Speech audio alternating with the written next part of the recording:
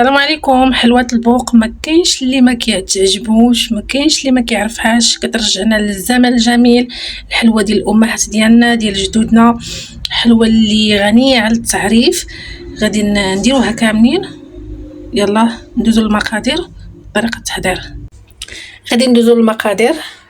النيشان غادي نديرو هنايا 125 غرام ديال الزبده اللي هي نص ديال البواطه. هادي انا استعملت هادي، المهم تكون هادي ديال البواطه.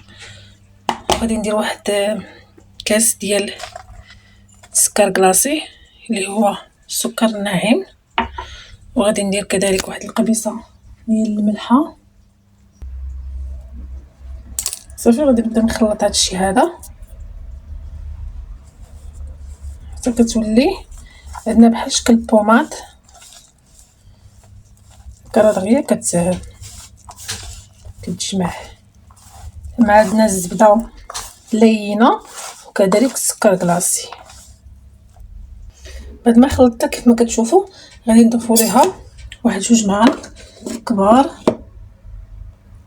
حتى 3 ديال المايزينا. ضروري هاد المايزينا هي اللي كتعطينا واحد الحشاشه الحلوه ديالنا. وغادي نضيف كذلك واحد نص كاس ديال الزيت. اللي بغى يضاعف المقادير يضاعف المقادير. وكذلك عندي واحد البيضه.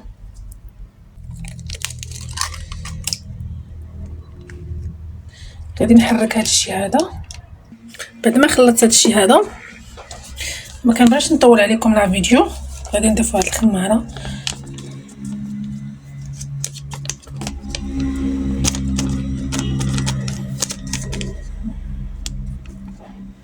فيها 8 غرام. وغادي نضيف الدقيق، عندي كاس الاول ديال الدقيق،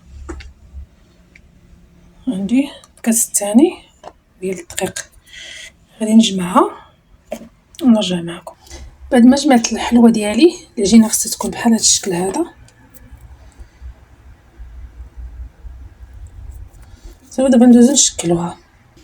كناخذوا هذا البوق هذا كيف ما كنقولوا ليه، غادي نبداو نشكلوه.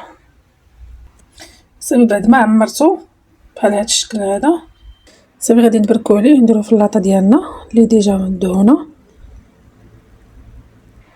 نبقى غادا بهذا الشكل هذا حتى نسالي العجينه كامله اللي عندي.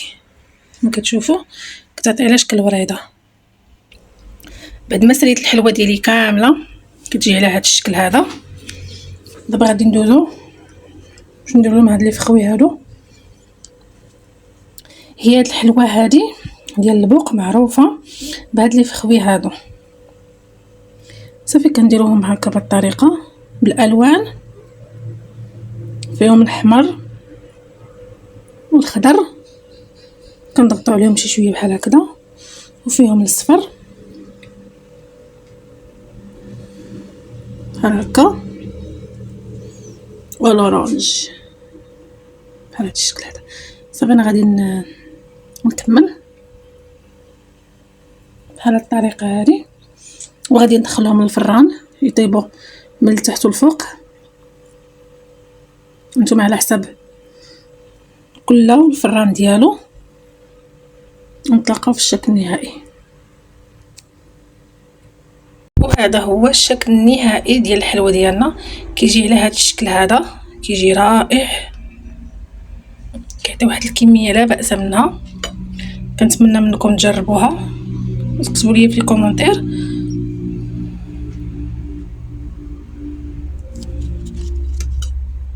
يلا دمتم برعايه الله وحفظه. السلام عليكم.